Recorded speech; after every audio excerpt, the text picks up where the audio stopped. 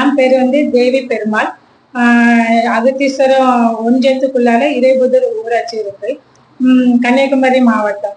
அதுக்கப்புறம் எங்க ஊரு ஒரு சின்ன குக்கிராமம் இருந்தாலும் அதுல வந்து என்னன்னா எல்லாமே இருக்கு.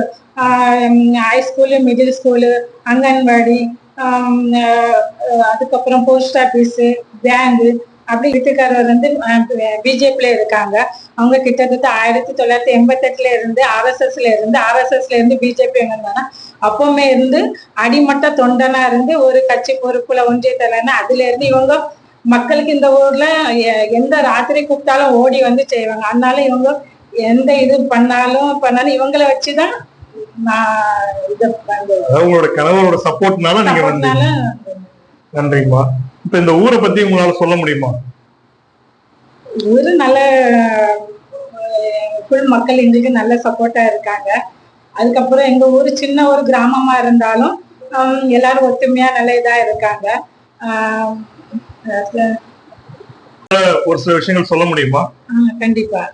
அண்ணாச்சி வந்து எந்த நேரத்துல நாங்க நைட்டு போன் பண்ணாலும் அந்த டைம்ல எடுக்காட்டாலும் அதுக்கப்புறம் ராத்திரி ஒரு 12 மணிக்கு என்னன்னு கேட்பாங்க. அப்படி அண்ணாச்சி எங்களுக்காண்டி, அதாவது மக்களுக்காண்டி எந்த நைட்டும் போன் பண்ணி எடுவாங்க. இதே போல எங்க ஊர்ல வந்து ஒருத்தவங்க வந்து காசிக்கு போன இடத்துல வந்து டெத் ஆயிட்டாங்க. அதுக்கப்புறம் அண்ணாச்சி கிட்ட சொன்னோன்னா அண்ணாச்சி உடனே ஸ்டெப் எடுத்து அங்க இருந்து பாடியை கொண்டாங்க. இன்னைக்கு அவங்க கூட போனாங்க, காசிக்கு போனவங்க இன்னைக்கு எங்கெல்லாம் பார்த்தான்னு சொன்னா இன்னைக்கு இந்த தம்பினாலதான் நாங்க வந்து இல்லைன்னா அது வந்து திசை திறப்பி வேற ஏதாவது ஒண்ணு இது பண்ணிருப்பாங்க. ஏன்னா இவங்க கூட்டிட்டு போய் கொண்டுட்டாங்க. ஏன்னா நாசிக்ல அங்க போயிட்டு ரிட்டர்ன் வரக்கூடிய இல்லை. அதனால அண்ணாச்சி எந்த டைம்ல மக்களுக்கு எதுனாலும் பண்ணி எங்களுக்கு இருக்காங்க. சப்போஸ் வேற நிறைய ஃபண்ட் வாங்கி தந்தாங்க. நாங்க இப்போ கேட்டோம் கோயில்ல எங்களுக்கு இந்த கல்லு பதிக்கன்னு கேட்டாங்க எங்களுக்கு.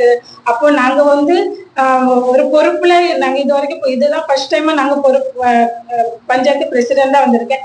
இது வரைக்கும் பொறுப்பு இல்லாம வீட்டுக்காரர் வந்து அண்ணாச்சிட்ட பேசி உங்க பேசிய நல்ல இதுன்னா நாங்க வந்து 2 ஸ்கூல் பில்டிங் கட்டி கொடுத்துருக்கோம்.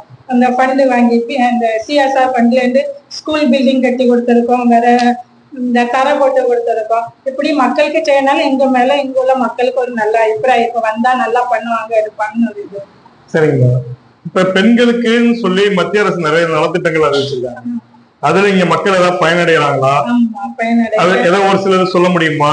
ஆமா, இந்த இப்போ வந்து மோடி திட்டத்துல இருந்து 0 பேலன்ஸ் சொல்லிட்டு இந்த இன்சூரன்ஸுக்கு இது பண்ணாங்க. அப்போ வந்து அதுல ஒருத்தவங்க வந்து கொஞ்சம் ஃபர்ஸ்ட் அமௌண்ட் தான் கட்டியிருக்காங்க. அவங்க ஒரு ஹார்ட் அட்டாக்ல இறந்துட்டாங்க.